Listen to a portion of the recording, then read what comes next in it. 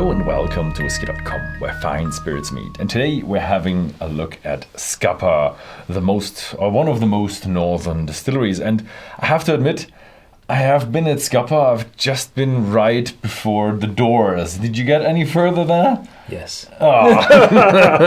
Yeah, it's one of my blind spots. So I had been on the Orkneys and with a cruise ship. I was a lecturer on the cruise ship with 100-year-old people accompanied by their parents. So it was a very interesting journey. And so we visited one distillery with a whole group. And Scapa, there had been a day off for visiting Kirkwall and so on.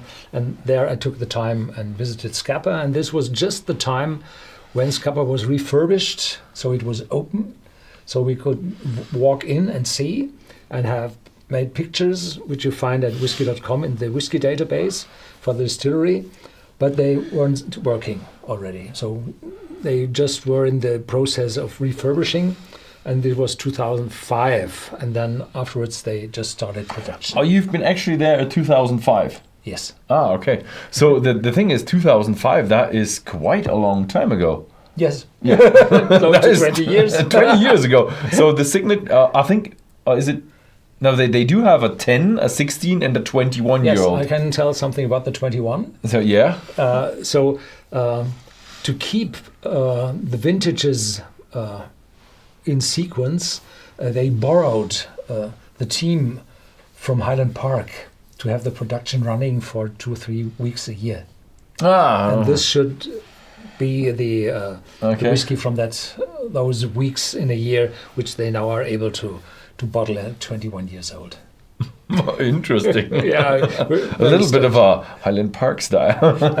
No, but it is part of the remote islands where everybody helps each other. Yeah. So they're very far off, and that's a problem. So if you need some special equipment which isn't there, probably the neighbor has it, and so you help. If you've ever been to Kirkwall or the Orkneys, then you realize that is very far away. It's very far away. That is very far away. And I have been to the Shetlands. Oh, you've been to further out. I've seen the planes going to Shetland, and they're tiny. I was there with the cruise ship as well. So with the cruise ship is very, very interesting. You are able to visit all the remote islands, which you otherwise take weeks and weeks to go to. So the cruise ship stops at every stone in the Atlantic Ocean.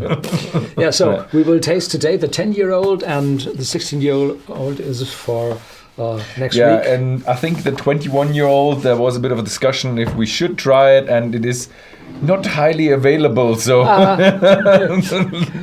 it supports your claim of how that was produced. Better to sell than to taste. Yeah, but next year will be this year's 2025, no? And next year they will be 2026, so that will be then 21 years away. So the availability should rise over the next years dramatically.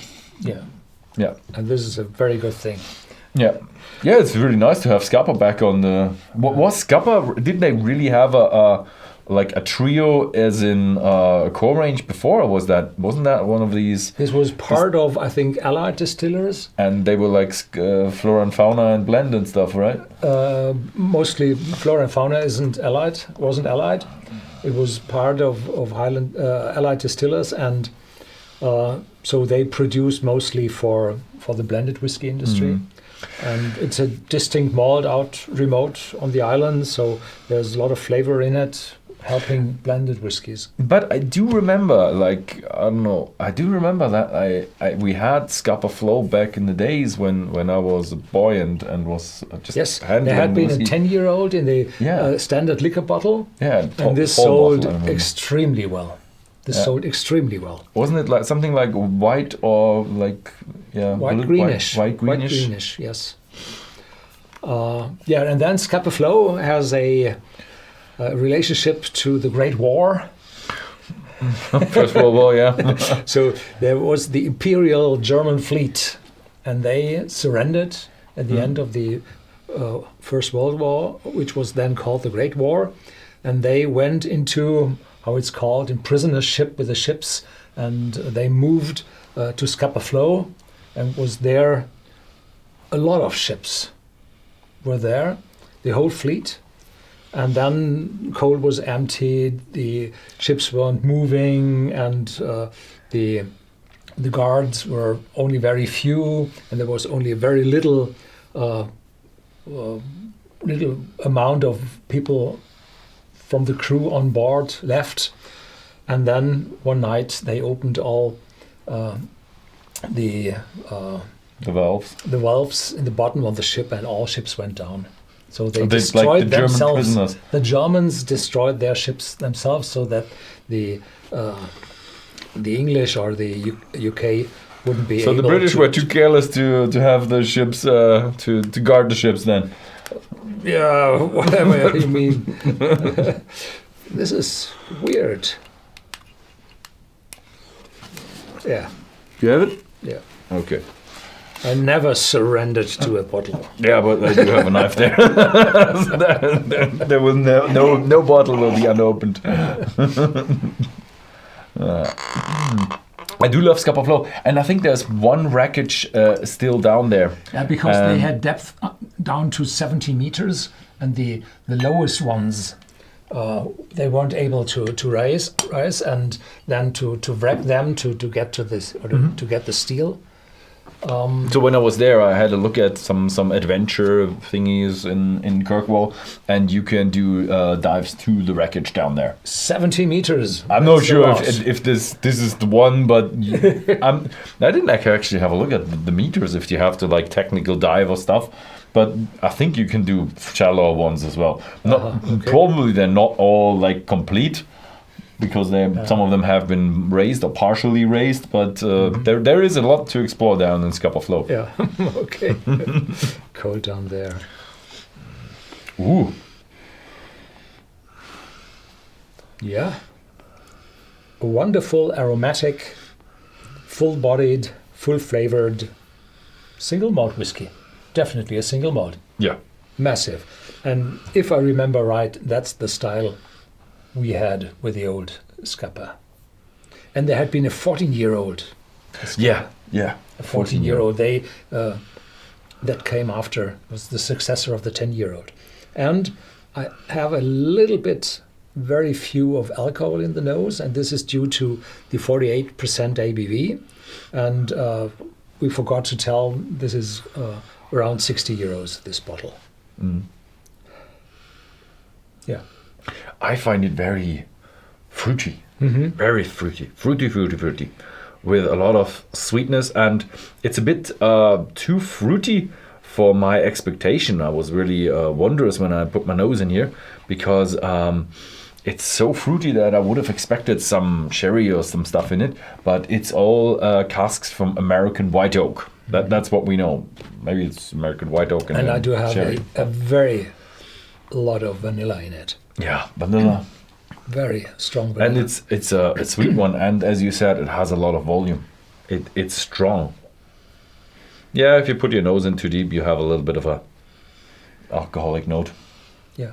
Cheers. Cheers.